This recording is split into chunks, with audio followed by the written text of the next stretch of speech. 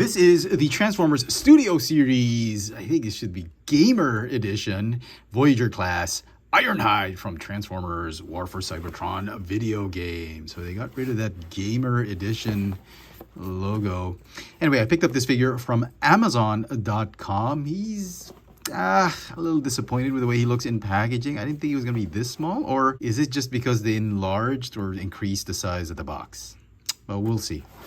Let's get this guy out of packaging.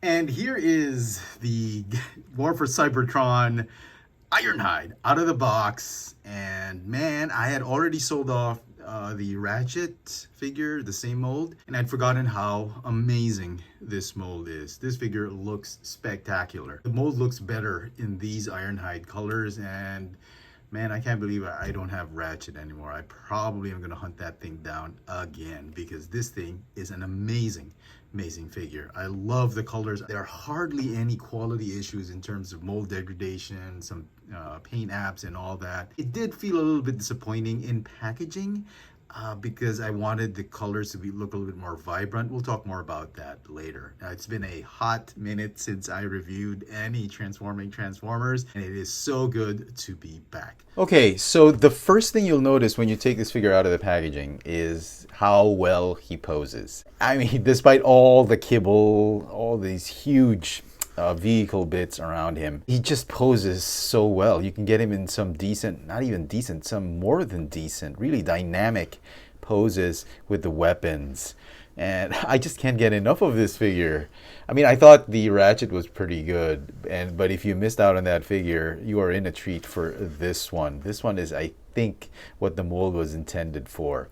Not take anything away from that Ratchet, but I thought this was the superior version of this mold. So he does come with a couple weapons. He comes with his blaster, which you can store and you can plug in his rear end. And he can hold this, or you can have the arm replaced with this one, just like in the video game. We'll show that off later. He does come also with this amazing axe. I initially thought we would not be getting an axe for Ironhide because early promo pics of the figure did not depict him with an axe. I thought only Ratchet would have it, but I'm really glad he got an axe for this guy, and it fits him better, I think, than Ratchet. And also, they've fixed the clearances of the fists. It's a lot easier now to slot the shaft of the axe handle through the closed fist. The Ratchet was just so terrible. It was terribly tight. It was a lot difficult to do so, but this one is a lot easier to do so. Okay, so you can remove his arm, his right arm, and you can replace it with the blaster, just like how it was in the video game. The arm does transform into his gun. But I'm a, not really a big fan of that. I do prefer characters or figures holding their weapons or Transformers holding their guns.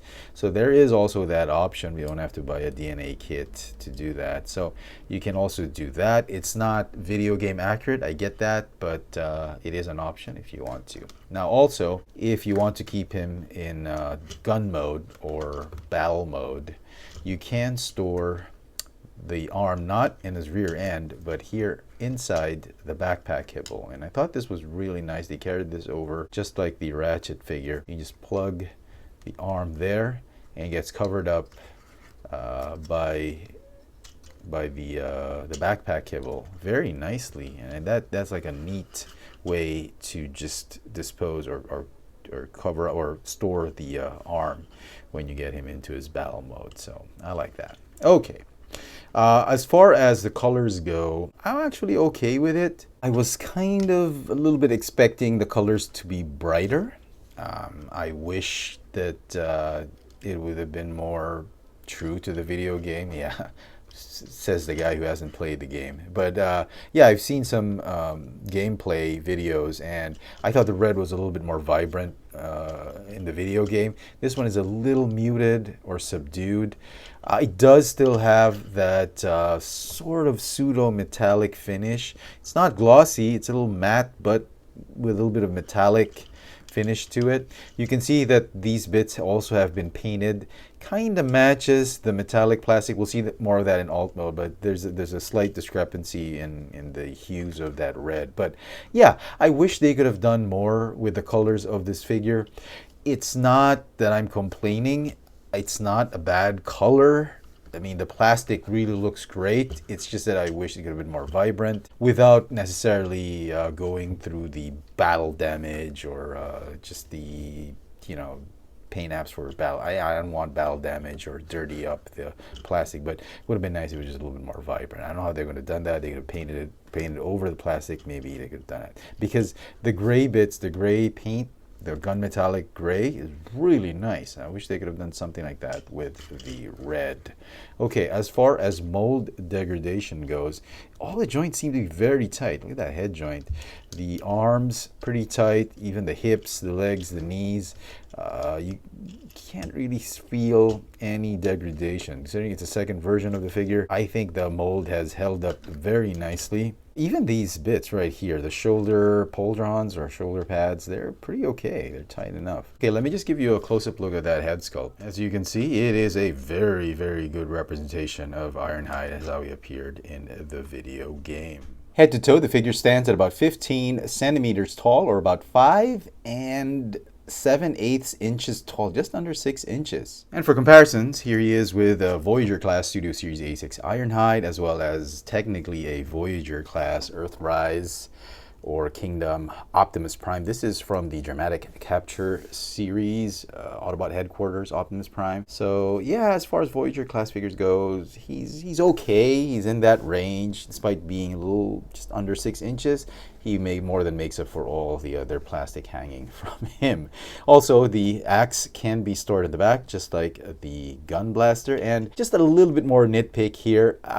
This figure, apart from the colors, I thought would have been a perfect one if they had found a way to expose the fists. The fists are kind of exposed here, but there's this huge panel behind his fist or his hand that really covers it up. And when you try and pose him, it feels like he has some, like a trowel or a spade for an arm. Not entirely sure how they could have done that. I suppose it would be asking for too much. Maybe if the panel could fold up onto his forearm, or yeah, it's just way too much of an ask because this is normally how Hasbro would do it. They just mold the panel behind the fist. But yeah, it is a near perfect figure. I'm just really having a great time with this figure. So let's transform him.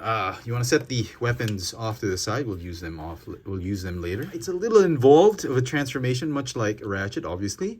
I'll do my best to show it off as clearly as possible. Okay, what you want to do is you want to raise the shoulder pads just to get them out of the way. You want to put the arms out like this.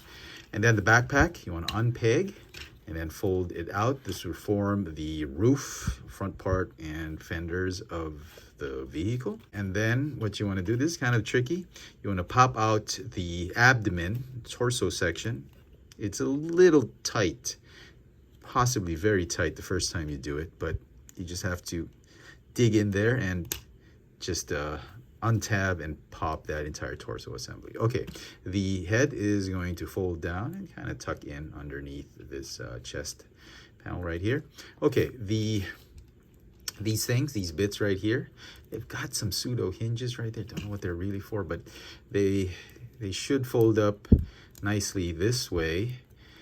And then what you need to do is you want to put this midsection right here over and under, or over on top of these panels right here. Now the instructions keep saying that you gotta click and everything just tabs into place. They don't. They just sit right there. Nothing tabs in. Okay. Then at this point you want to rotate the waist 180 degrees, and then the knees. Since there's no thigh, I think that there's a thigh. There's no thigh. Well, I guess this acts as a thigh swivel.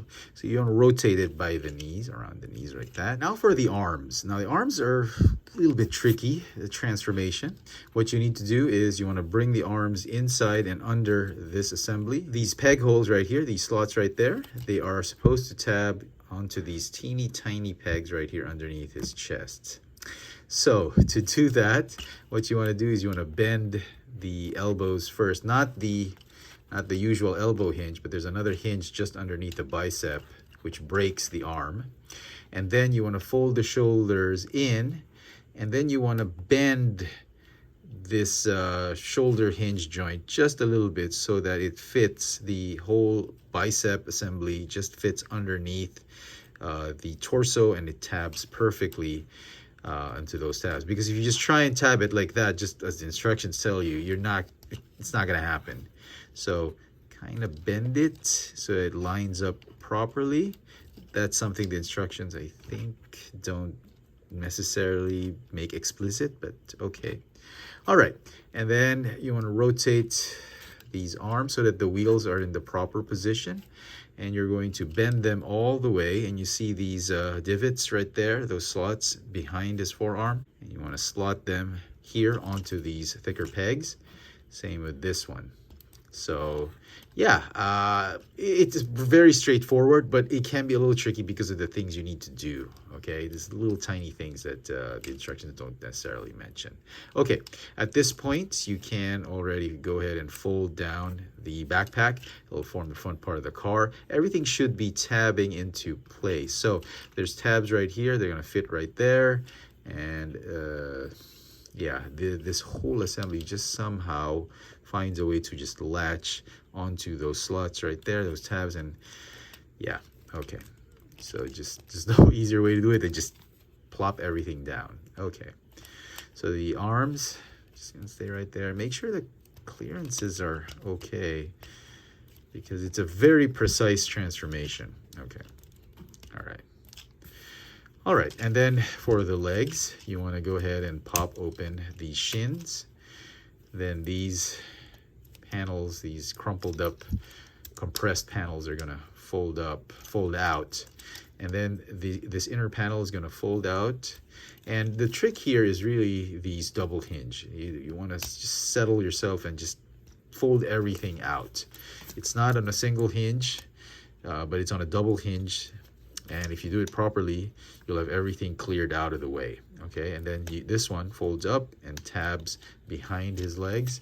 Okay, same thing here, fold up and tab.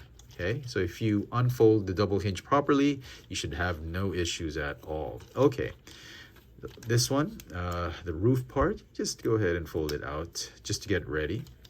The legs are gonna break here by the knee, and they kind of clear the thighs, but they still kind of scrape this kibble behind the thigh or front of the thigh. But it is possible to just fold it out like that. Same thing with this one, break it, not break it, but snap out the hinge. And then the way the fist has been shaped, that panel should fit nicely through the feet.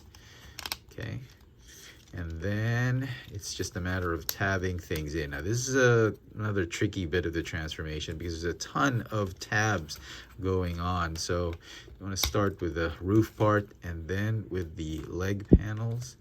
It's a little tight, again, very tight the first time you do it. And then these shins, they're going to tab together. So lots of simultaneous tabbing going on. And then right there, the knees, they're going to tab in. These shins, they have slots right there. They are going to tab onto the just top of the toes or the feet. Okay, and okay, oh yeah, my bad. Just fold up the toes so that it's easier to tab the shins onto them. All right, and if you're in this position, you're doing a great job. You're almost done. So, yep. And then all that's left is really to fold down the roof. Make sure they line up.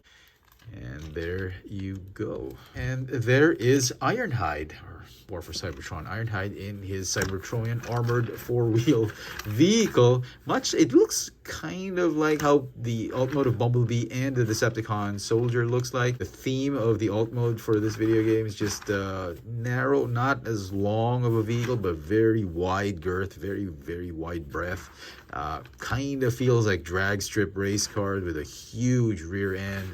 Huge fenders right here. I like it. It's a really nice take on the Cybertronian vehicles instead of those weird Cybertronian vehicles that have lots of things sticking out. This one's a little more streamlined. I'm liking this one. The battle axe will fit on top. It acts like a cannon, sort of, or a joust. And then the gun. I actually thought you could flip or peg in somewhere here on top, but just like Ratchet, he is going to peg right here in his rear end. Let me just, okay, right there. And yeah, there you go. Very nice. Okay, let's get rid of that so we can do a bit of comparison. This is the only one I have in alt mode right now. We have Gears, the Legacy Gears. This is a deluxe class, obviously, so it's going to be much smaller. But just for you to appreciate the size and heft of this alt mode, there you go. But yeah, pretty cool. And there's a reason I chose Gears, because I wanted to tell you guys, if you guys are requesting me to do the retro carded Gears, probably not going to happen anytime soon. I had an opportunity, well, actually my wife had an opportunity to pick it up at Robo. She's in Singapore right now. I asked her to just pick up the Bumblebee and not the Gears. If it's still there, I might go ahead and get it if I still have money, but as it is, I'm not interested in a toy accurate Gears. I thought the cartoon accurate version with this Legacy version is, I think, the better Gears because of that head sculpt. So don't expect a review of that retro carded Gears anytime soon. And so some final thoughts on this Transformers Studio Series War for Cybertron Gamer Edition Voyager class Ironhide. Man, I really enjoyed this figure. I thought it was the better version between Ratchet and this one. Maybe because I'm a little bit biased with Ironhide, but I really thought the mold was intended for this Ironhide figure. He looks as accurate, you know, pretty much very accurate to how he appeared on the game, less the battle damage and all that. And like I said earlier, this figure is a near perfect figure. I wish they could have just made or done something a little bit more with the coloration or the paint apps, maybe the color of the plastic. Wish they could have made it a little bit more, you know, brighter, or made it pop out a little bit more. Kung ginawa lang nila mas matingkad ng konti, masaya na ako talaga. But, you know, I'm still happy with it. I'm still happy with what they've done with it. Mold degradation doesn't seem to be apparent with this figure, except for some of the looseness on the wrists. And speaking of the wrists or the fists, I wish they could have done something with that panel behind his fist. But like I said, it's probably too much to ask. And as it is, it's very, very good. Normally, I would give this figure like a 9 out of 10, but because I was very impressed, I didn't expect to really be impressed with the way this repaint of a previously released mold came out. I'm going to give it a 10 out of 10. If you missed out on Ratchet, or you have trouble looking for Ratchet, I think this is the one you should be looking for. I think you can get this one and you'll have a very satisfying experience with the mold, probably even better experience with this version of the mold than with Ratchet. Now, take nothing away from that Ratchet figure. I thought that was a great figure. Both of them will look great together. If I can find that Ratchet for a decent price, I mean, it's gone down to something like, what, 38 bucks, 35 bucks here in Manila. So I might just go ahead and repurchase that. But as it is, I'm completely happy with having just this Ironhide figure. Let me know in the comment section what you guys think of this Transformers Studio Series War for Cybertron Voyager class Ironhide. Hit that notification bell so you never miss out on any of my latest video reviews. And if it's your first time here, please subscribe. Thanks for watching.